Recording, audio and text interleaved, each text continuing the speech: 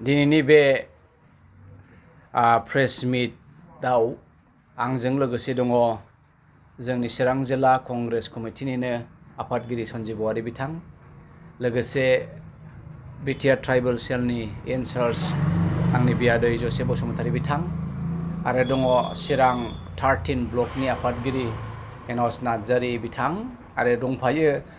चिरां 14 नि ब्लकनि आफादगिरि आदा प्रभात बिथां।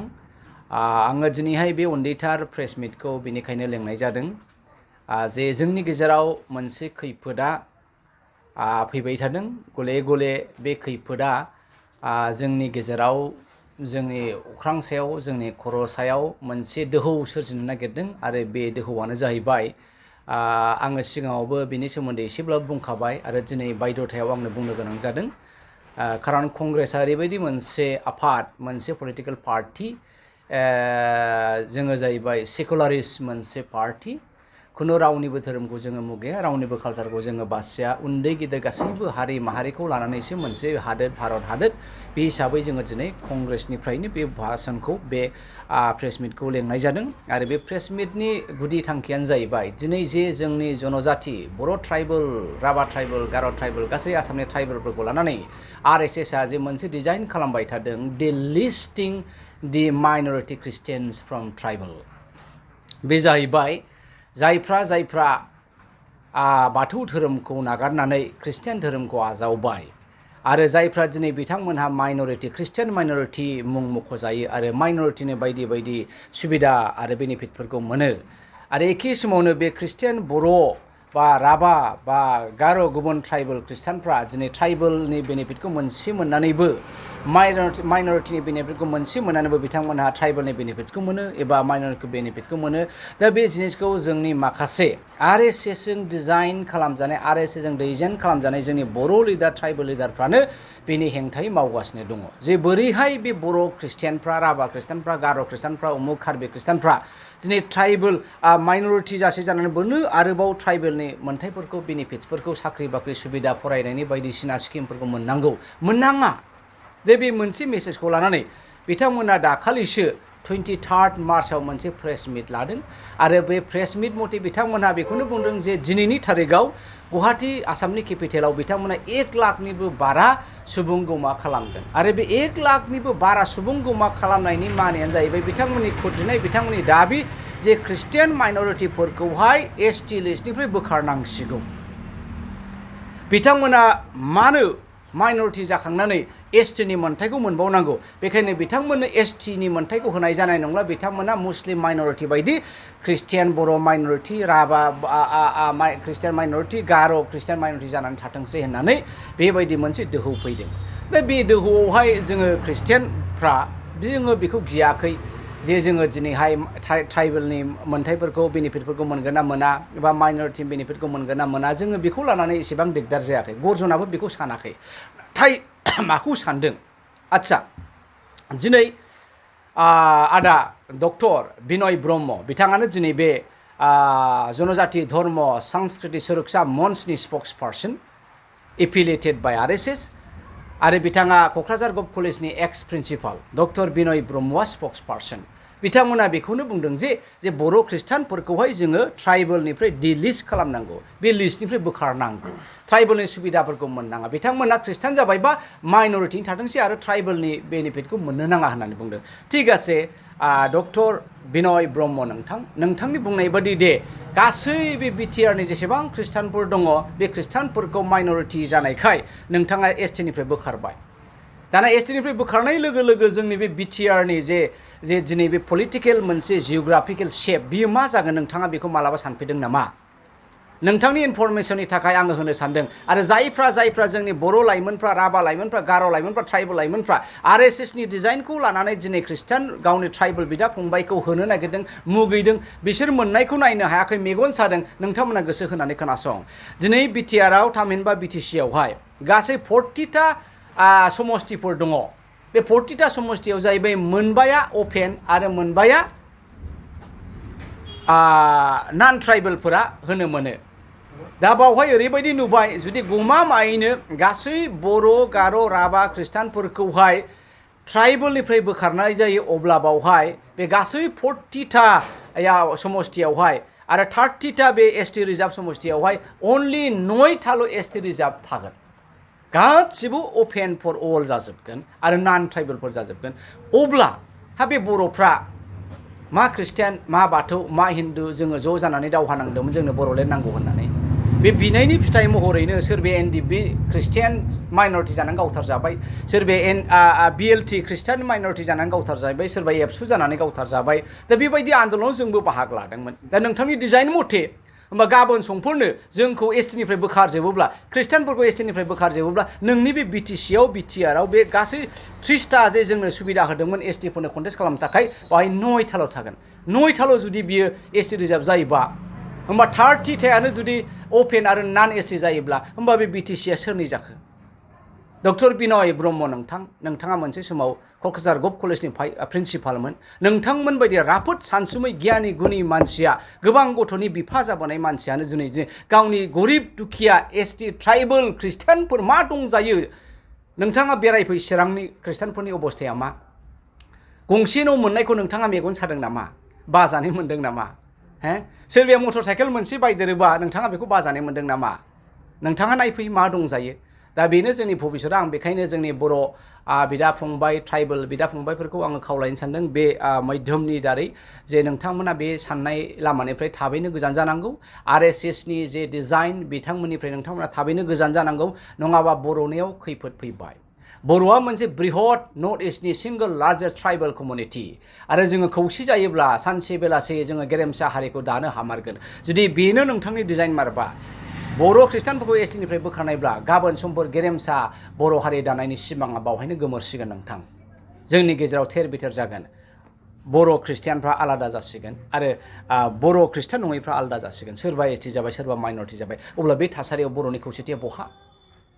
दिनैनि बे गिलु बालु खौसेथियावबो दिनै बर'फ्रा गावस्रा गावस्रिबा आरो गाबोन बिनय ब्रह्म नोंथांनि डिजाइन मथे बर' ख्रिस्टियानफोरखौ ट्राइबेल ख्रिस्टियानफोरखौहाय जुदि एसटिनिफ्राय बोखारनाय जायोबा डिलिस्ट खालामनाय जायोबा जोंनि बे एसटिफोरनि थासारिया मा जागोन नोंथाङा बेखौ मालाबा सिन्था खालामफेरबाय नामा बेखायनो नोंथाङा सम दङ बेफोरबायदि एडभकेसिनिफ्राय गोजान जानानै थानांगौ आरो आं सानदों दिनैनि दिनावहाय बिथांमोना गले गले होनसेयावबो मानियाखै दिनै बिथांमोना गुवाहाटियाव दिनैनि दिनाव 1 लाखनिबो बारा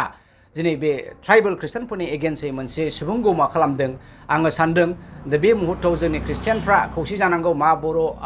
मा गार' मा राभा गासै ट्राइबेल ख्रिस्टियानफ्रा खौसे जानांगौ आरो जोंबो मोनसे संगठन दानांगौ आं दिनै बे प्रेस मिटनि जुगिदि बुङो जे बिथांमोना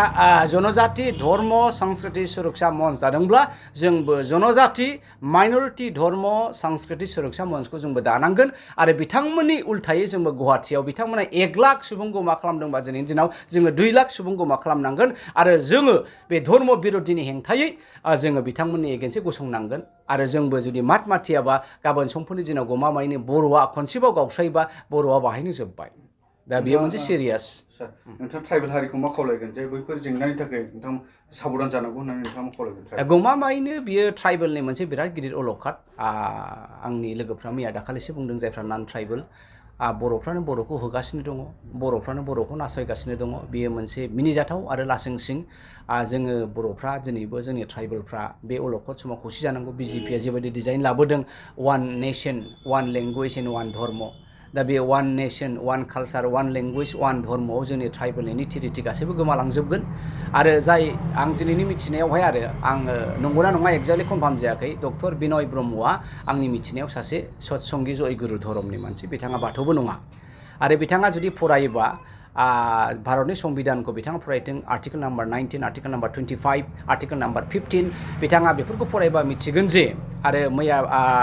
सिगांनि जे केरेलायाव जानाय मोनसे दाङाबाजि बेबायदिनो एसटि ख्रिस्टाना एसटि मालायालि ख्रिस्टाना कनभार्ट जानायाव बिथाङाबो माखासे एसटिनि मोनथायफोरखौ मोनहां जानायाव बिथाङा सुप्रिम कर्ट आप्रच खालामनायाव बे सुप्रिम कर्टनि बिथोन मथे ओरैबायदि होनदोंबो नंगौ भारतआ मोनसे इरिलिजियास गासैबो धोरोमखौ गनायनानै लानाय मोनसे आरो आयेना गुबुन भारतारिफोरनो जेरै बेबायदिनो ट्राइबेलफोरनि थाखायबो गासैबो धोरोमखौ जोङो लानो हायो बेखौ जोङो फोसावनोबो हायो बेखौ जोङो प्रपगेटबो खालामनो हायो आरो बेखौ जोङो गुबुननो खोथा बायनोबो हायो दा बे हिसाबै बावहाय ओरैबायदि मोनसेबो फैदों जे नंगौ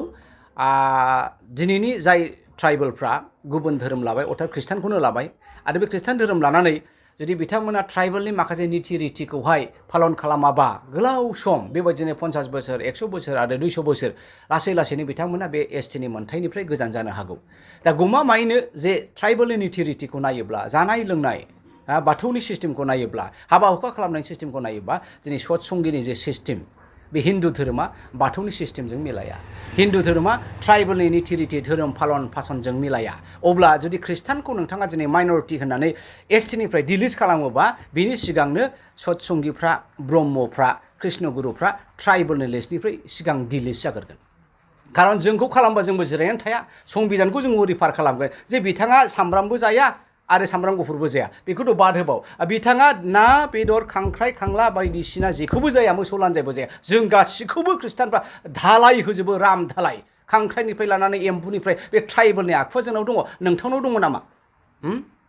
नोंथांनाव दङ नामा जायखौ जोङो दिनै बर'नि माखासे नीति रीतिखौ नुदों गासिबो ट्राइबेलनि सिस्टेमनिफ्राय गोजान जादों बे गमामायैनो जायोबा दिनैनि दिनाव जुदियो ख्रिस्टानफोरखौ बोखारजोबोबा डिलिट खालामो हिन्दुथ' नङा सनातना धोरोम हिन्दुनि सोदोबा धोरोमनि मोनसे कनोटेसन बा धोरोमनि मोनसे बिमुं नङामोन हिन्दु सोदोबा सिन्धु दैमानिफ्राय फैनाय बै समाव जेब्ला मुगलफ्रा भारताव सिगां हाबफैदोंमोन आरो सिन्धु दैमानि सेर सेर थाग्राफोरखौ सिन्धुस्तानिस होननानै गाबज्रियोमोन दाना मुगलफ्रा जेब्ला फैबाय बिथांमोना स'खौ बोनो हाया दा स'नि जायगायाव बिथांमोना ह बोनाया सिन्धुस्तानिस होनांगौआ हिन्दुस्तानिस होननायानोसै दा बेयो मोनसे जिअग्राफिकेल रिफारेन्ससोमोन दा बे बेलायाव जाय हक दे सनातना धोरोम सोरो ट्राइबेलफोरनि धोरोमा बाथौ धोरोमा अर्थात बेयो एनिमिस मोनसे इन्डिजिनियास धोरोमसो थागिबिफोरनि धोरोम हिन्दु धोरोम फैनायनि बेसेबांबा सिगांनो बे बाथौ धोरोमा दंफैयो अर्थात एनिमिस धोरोमा दंफैयो अब्ला बे बोरै हिन्दु जानो हानांगौ जानो हाया दा बेखायनो दिनै बर'फ्रा बाहायबो बिराद गिदिर गोरोन्थि खालामनानै दङ आरो बाथौ धोरोमखौ रैखाथि खालामनायाबो बेनो दिनै जाय बाथौ धोरोमनि फालिग्रा बिथांमोना गावसिनि सार्टिफिकेटआवहाय गावसिनि धोरोमखौ बाथौ होनानै लिरजेना बाथौइजम हिन्दुइजम अबा बाथौआ बोरै थांनानै थागोन दा नों बाथौ धोरोमनि सासे बेक्तियानो जुदि नोंनि सार्टिफिकेटआवहाय अफिस आदालताव लेखा फरायनायाव आंनि धोरोमा बाथौइजम होननानै लिराबा बे बाथौइजमा बोरै थांनानै थागोन नोंथांमोना ख्रिस्टानखौल' टारगेट खालामो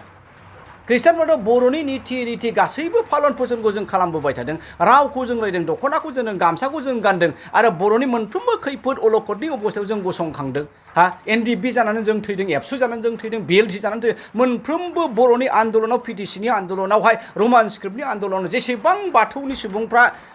नान ख्रिस्टाननि सुबुंफ्रा जेसेबां बाहागो लाबोदों ख्रिस्टानाबो बेहाय एसेबो फावसायाखै नोंथांमोना माखौ खम नुखो डक्टर बिनय ब्रह्म नोंथां दिनै गरजनाव मानो खमै दङ नोंथांनाव जेसेबां बर' हारिनि आत्मा दङ स्पिरिट दङ एसेबां गरजनावबो दङ आं जेसेबां दिनै हारिनि थाखाय सेक्रिफाइस खालामदों निश्चय नोंथाङा दिनै बेखौबो खालामाखै दा खोब दुखुनांथाव नोंथांमोन बायदि राफोद मानसियानो बेफोरबायदि रं एडभकेसि खालामोबा बे हारिनि भबिष्यता मा जागोन खैफोदनि अनगायै जों जेबो नुवाखै दा बेखायनो बे बर'फ्रा गावसोरखौ बाथौ होननानैबो लायो आरो एखे समावनो हिन्दुबो होननानै लायो दा बेखायनो बिथांमोनहा आङो मोनसे हमवार्कसो होनो नागिरदों you have to study yourself and tell either you are Hindu or a Batu.